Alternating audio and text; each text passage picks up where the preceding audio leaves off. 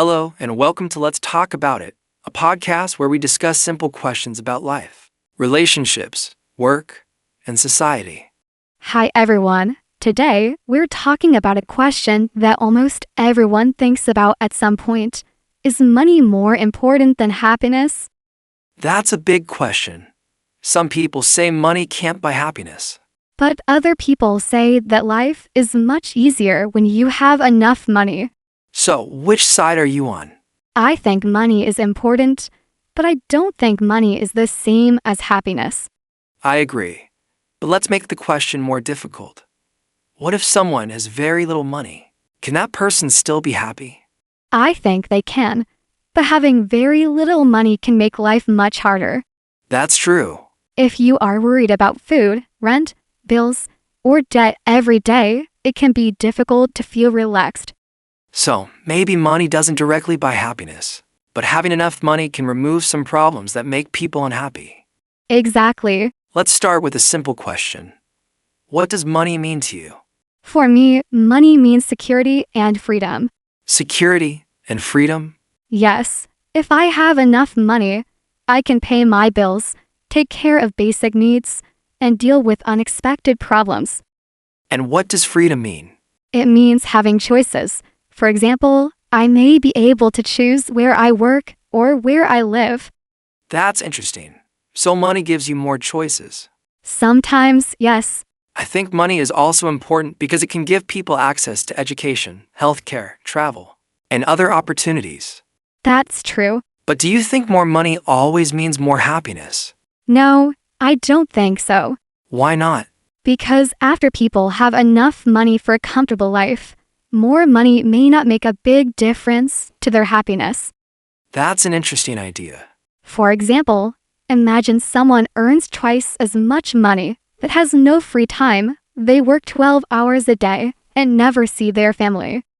Would they be happier? Not necessarily. So, we need to think about how people use their money too. Exactly. Let's look at some research. Good idea. One of the most famous studies about money and happiness came from researchers Daniel Kahneman and Angus Deaton. In a 2010 study using data from the United States, they found that higher income was associated with greater life evaluation. But did they find that money always makes people happier? No. Their study suggested that money was strongly connected with how people evaluated their lives. But everyday emotional well-being did not continue to rise in the same way at very high incomes. So money seemed to matter, but it wasn't the whole story. Exactly. What happened after that study? Later research gave us a more complicated picture.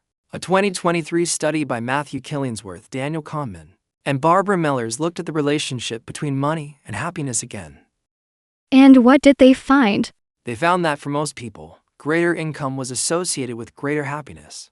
But the researchers also found that the relationship was not the same for everyone. For people who were already very unhappy, more money did not necessarily make them happier. So money can help, but it isn't a magic solution. Exactly. That's actually very realistic. Yes. Let's think about two people. Person earns a lot of money, it hates their job. Person B earns less, but loves their work. Who is happier? That's difficult to answer. Why? Because happiness depends on many things.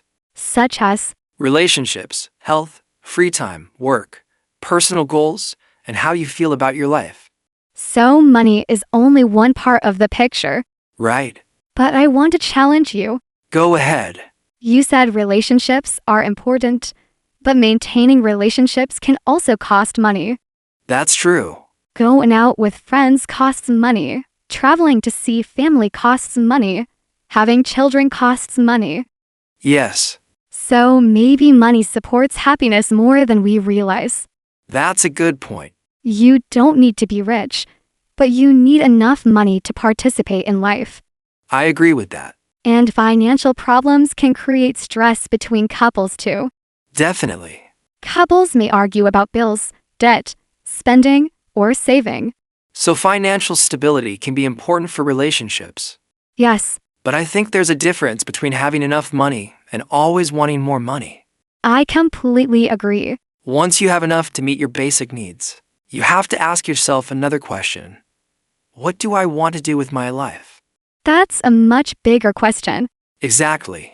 Let's talk about the idea of enough. Good idea. What does enough money mean?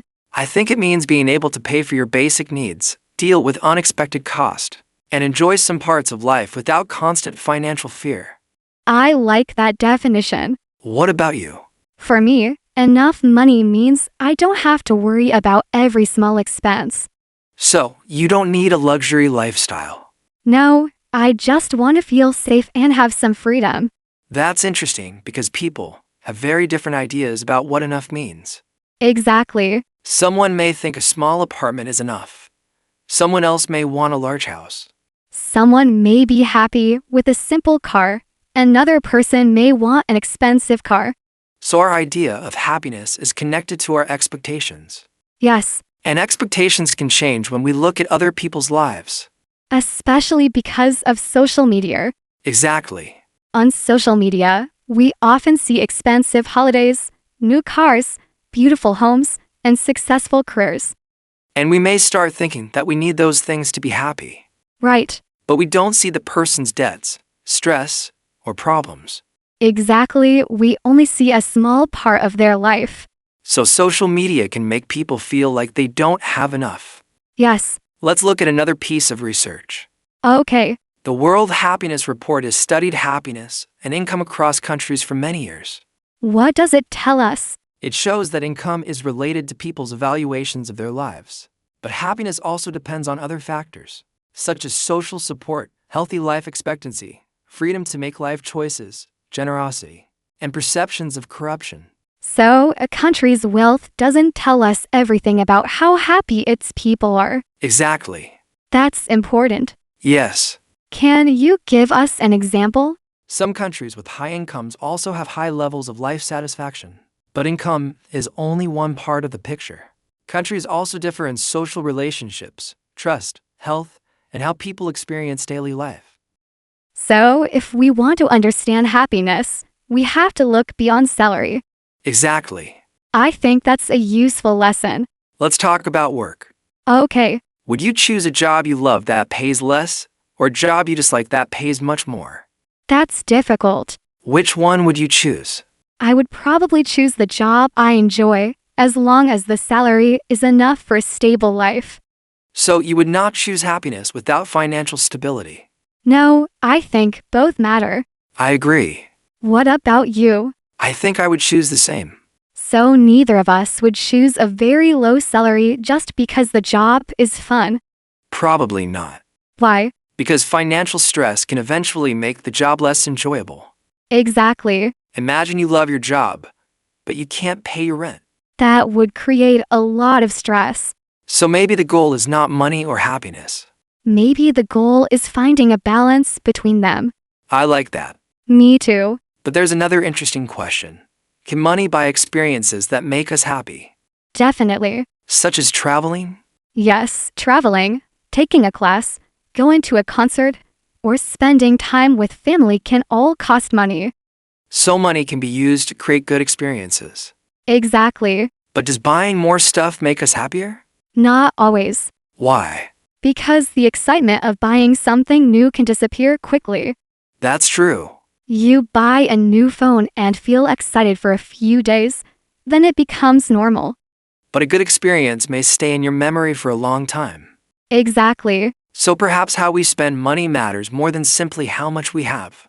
I think so. What about giving money to other people? That's interesting. Do you think spending money on other people can make us happier? I think it can. Research supports that idea too. Really? Yes, a well-known 2008 study by Elizabeth Dunn, Laura Aknin, and Michael Norton found that people who spent money on others reported greater happiness than people who spent it on themselves. That's interesting. The researchers also tested this experimentally, giving people money and asking them to spend it either on themselves or on someone else. And the people who spent it on others were happier. In the study, yes.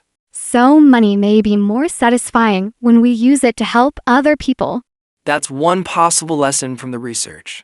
I like that idea.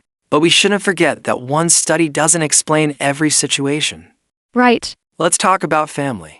Okay. Imagine you have a high-paying job, but you have almost no time for your family. Would you be happy? I don't think I would be, Why? because relationships are very important to me.